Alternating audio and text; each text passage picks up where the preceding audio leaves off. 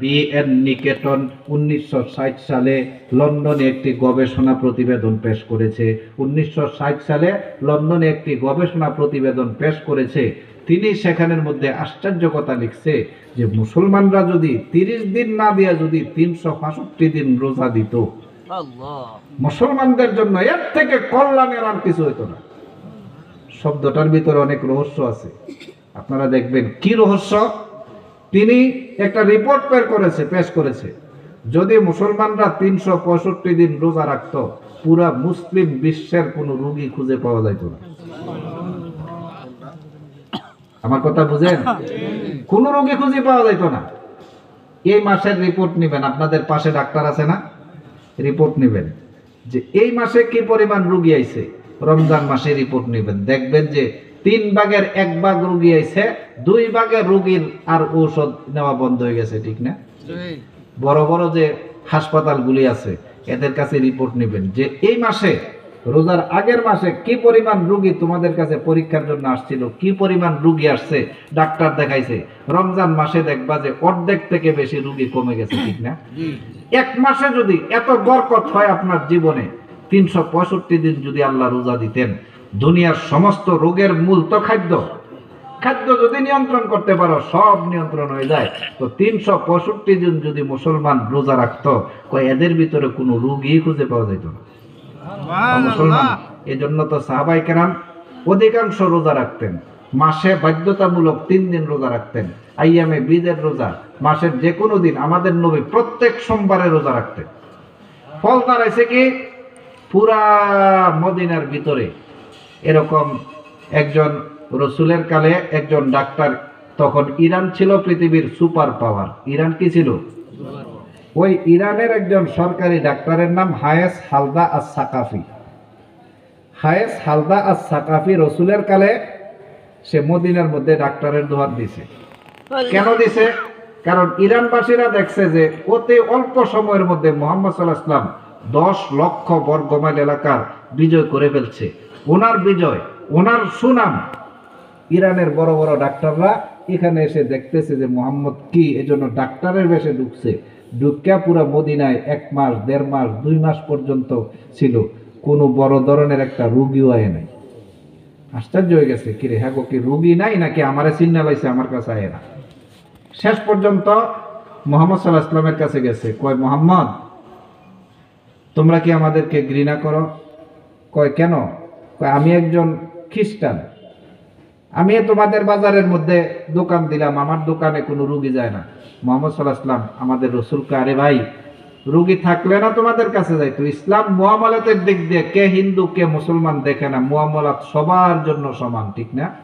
আপনি হিন্দুর দোকান থেকেও বাজার করতে পারেন, মুসলমানের দোকান থেকেও বাজার করতে পারেন। মুআমালাতে ইসলাম কোনো ভেদাভেদ করে নাই, সব সমান। মুআমালাতে সবার সাথে সমান। ইহুদির সাথেও আপনি মুআমালাত করতে পারেন, খ্রিস্টানের সাথেও করতে পারেন, সবার সাথে সমান। রাসূলের চেহারার দিকে তাকাইয়া হায়েস হালদা সাকাফি চিন্তা করেছে এই লোক কোনোদিন মিথ্যা বলতে পারে না। ইরান দেশের মধ্যে এসেছে, আসিয়া মানুষকে বলতেছে এমন এক এলাকা থেকে আসছি যেটা পৃথিবীর মধ্যে এমন এক এলাকা যেটাকে স্বর্গ বলা হয়। তারা বলল কেন? কয় এমন এক এলাকা যে এলাকার মানুষের কোনো রোগ হয় না। তারা কয় এটা কি কোনো দুনিয়ার এলাকা হইতে পারে নাকি? মুসলমান, তা তো হাদিস দ্বারাই প্রমাণ হয়। আল্লাহ রসুল সাহাবীদেরকে নিয়ে ওয়াজ করতেছেন, আমার সাহাবীরা, রোগবালা এটাও আল্লাহর নেয়ামত, সুস্থতা এটাও আল্লাহর নেয়ামত, কিন্তু সুস্থতা থেকে রোগবালার নেয়ামত বড়, কারণ রোগের দ্বারা গুনাহ মাফ হয়, ঠিক না? এক সাহাবী শুনছে, পুণ্যা বাড়িত গিয়ে শুরু হয়েছে তাহাজ্জুদ নামাজ পড়ে কান্দা, আল্লাহ আমারে জ্বর দাও, জ্বর দাও। সাহাবীরা তো মুস্তাজাবুদ দাওয়া ছিল, দোয়া কবুল হয়ে গেছে। ফজর নামাজের আগে দিয়ে এমন জ্বর আইছে আর ফজর নামাজ পড়তে যাইতে পারে না, ঘরের মধ্যেই কোনো মতে পড়ছে।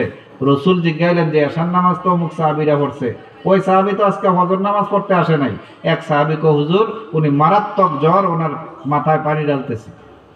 আল্লাহ রসুল নিজে আসলেন, সাহাবীকে জিজ্ঞেস করলেন ব্যাপার কি? তিরমিজি শরীফের হাদিস। আল্লাহ রসুলের সাহাবী কো, হুজুর আমি মারাত্মক অসুস্থ, কিভাবে হইলা? তুমি তো এশার নামাজ পড়লা। কয় হুজুর তাহাজ্জুদ নামাজ পড়া আল্লাহর কাছে কাঁদতে শুরু করেছি, আল্লাহ আমাকে জ্বরের নিয়ামত দাও যাতে করে আমার গুনাহ মাফ হয়। আল্লাহর রাসূল কয় সাহাবীরে, সুস্থতাও আল্লাহর নিয়ামত, অসুস্থতাও আল্লাহর নিয়ামত। আল্লাহর এক নিয়ামত বাদ দিয়ে আরেক নিয়ামত নেওয়া বান্দার জন্য ঠিক না। আল্লাহ যেটা তোমার দেয় সেটার উপরে খুশি দাও, তুমি নিজের উপরে আরেক নিয়ামত চেঞ্জ করতে যাও না। তাহলে আল্লাহর নিয়ামত যদি চেঞ্জ করো, আল্লাহ যদি তোমারে রোগ দেয়, বালা দেয়, তুমি সহ্য নাও করতে পারো, ঠিক না? তোমার অসহ্যের বাইরে হইতে পারে। কত মানুষ রোগ বালা হইলে এরকম আল্লাহরই গালি দিয়ে লাগে, কত মানুষ অশান্তিতে পড়লে আল্লাহরই ভুলে যায়, কত মানুষ একটু গরিব হইলে আল্লাহরে ভুলে যায়, ঠিক না? তো কয় রোগ যেরকম নিয়ামত, সুস্থতাও নিয়ামত। সুতরাং সুস্থতার জন্যই দোয়া করো। আমাদের নবীও রোগের জন্য না, সুস্থতার জন্য। আল্লাহুম্মা ইন্নী আসআলুকাল হুদা ওয়াত তুকা ওয়াল আফাফা ওয়াল গিনা। আল্লাহ তোমার কাছে আমরা সুস্থতা চাই, পরিত্রাণ চাই। সুস্থতার জন্য আমাদের নবী সিহতের জন্য দোয়া করতেন। তো রাসূলের কালেও সাহাবীদের মাঝখানে ব্যাপক রোগ ছিল না। কারণ কি? সব থেকে বড় কারণ ছিল সাহাবায়ে কেরাম, আমাদের রাসূল তারা খানাকে নিয়ন্ত্রণ করতেন, অধিক সময় রোজার মাধ্যমে কাটাইতেন। আর আমরা তো রোজার দিন ছাড়া আর কোনো, রোজার দিন এই ভালো করে রোজা রাখতে পারি না, আর বাইরের দিন তো রোজা রাখা দূরের কথা, ঠিক না?